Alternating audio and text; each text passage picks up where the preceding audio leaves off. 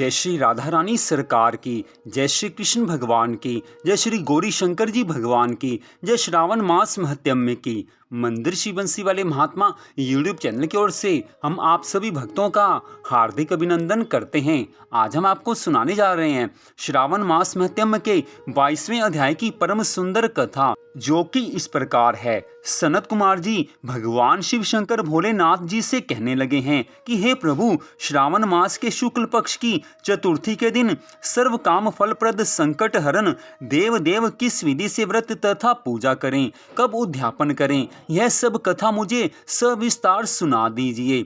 तब भगवान श्री भोले शंकर जी महाराज कहने लगे हैं कि हे सनत कुमार जी, चतुर्थी के दिन सुबह उठकर दंत धावन आदि क्रिया को समाप्त कर पुण्यदाता शुभ संकष्ट हरण नाम का व्रत स्वीकार करें। हे देवेश, आज मैं चंद्रोदय तक निराहार रहूंगा, आपकी पूजा करके भोजन करूंगा, मेरे संकष्ट को आप हटा दीजिए। हे वेधात्र, इस प्रकार संकल्प कर काले तिलों से नहाकर तथा सब आनिक कार्य करके गणाधिप की पूजा करें। बुद्धिमान भक्त 3 मासा 1.5 मासा या अपनी शक्ति के अनुसार सोने की प्रतिमा बनवावें। सोने के अभाव में चांदी या तांबे की मूर्ति बनवावें। एकदम दरिद्र हो तो रमणीय मृतिका की प्रतिमा पहले रमणीय अष्टदल कमल के ऊपर कपड़े के सहित घट का स्थापन करें। जल से भरकर उस पर पूर्ण मात्र तथा प्रतिमा रखकर 16 उपचार द्वारा वैदिक या तांत्रिक मंत्रों से पूजा करें। हे विप्र, तिल युक्त श्रेष्ठ 10 लड्डू बनावें, उनमें से 5 गणाधिप के लिए देवें। भक्ति द्वारा देवता की तरह उस ब्राह्मण की पूजा करें। यथाशक्ति दक्षिणा देकर प्रार्थना करें। हे विप्र श्रेष्ठ, हे देव, आपको नमस्कार है। आपके निमित्त इन 5 लड्डू को फल तथा दक्षिणा सहित अर्पित करता हूँ।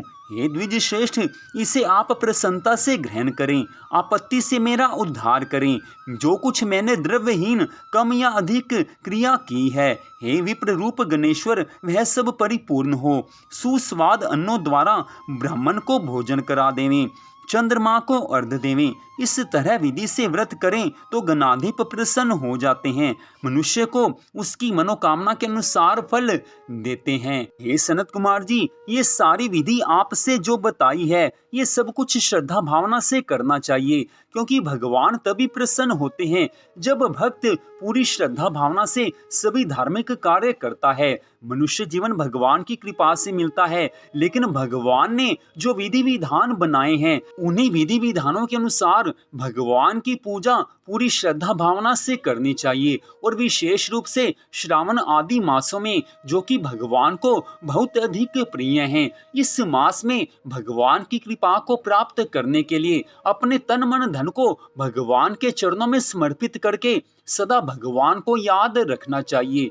जिसके मन में भगवान की सदा याद बनी रहती है, वो सदा जीवन में सभी तरह के सुख संपत्ति आनंद प्राप्त करते हैं। इसके विपरीत जो लोग सदा सांसारिक कार्यों में उलझे रहते हैं, संसारी माया में जो फंसे रहते हैं, जो भगवान की पूजा के लिए, भगवान की आराधना के लिए थोड़ा सा भी समय नहीं निकालते, वो कभी भी भगवान की कृपा प्राप्त नहीं कर सकते। ऐसे संसारी मनुष्यों को हो सकता है कि कुछ समय के लिए सुख संपत्ति इत्यादि प्राप्त हो जाए, लेकिन जैसे ही उनके पूर्व जन्मों के पुण्य कर्मों का फल समाप्त होता है, उनके जीवन में महान दुख आने लग जाते हैं। क्योंकि इस जीवन में जो भगवान की भक्ति नहीं करता, वो कभी भी सुखी नहीं रह सकता। जिसने मनुष्य जीवन प्राप्त करके भगवान के चरणों में अपने मन को लगाया है, ऐसे अपने भक्त की भगवान हर पल रक्षा करते हैं। भगवान अपने भक्तों को सदा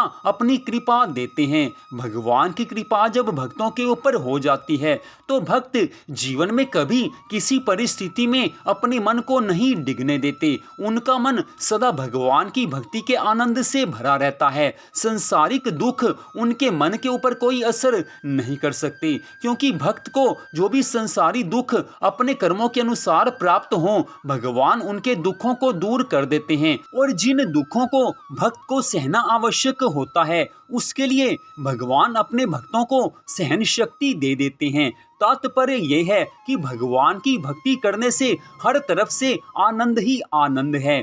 जो मनुष्य भगवान के चरण कमलों में अपने मन को लगाकर रखते हैं, श्रावण मास के सभी नियमों का पालन करते हैं, उनके ऊपर सदा मेरी कृपा बनी रहती है। हे सनत कुमार जी, मनुष्य जीवन प्राप्त करके जिसने अपने मन को मेरे चरणों में लगाया है, श्रावण मास में सदा नियमों के अनुसार मेरी भक्ति की है, मेरी पूजा की है, मेरी आराधना की है, उस भक्त के ऊपर मैं सदा प्रसन्न रहता हूँ, उसकी सभी मनोकामनाओं को मैं पूरा कर देता हूँ। तो यहीं पर आज की इस कथा का विश्राम होता है। मंदिर श्री बंसी वाले महात्मा यूट्यूब चैनल की ओर से आज की इस कथा को सुनने के लिए आप सबका हार्दिक धन्यवाद।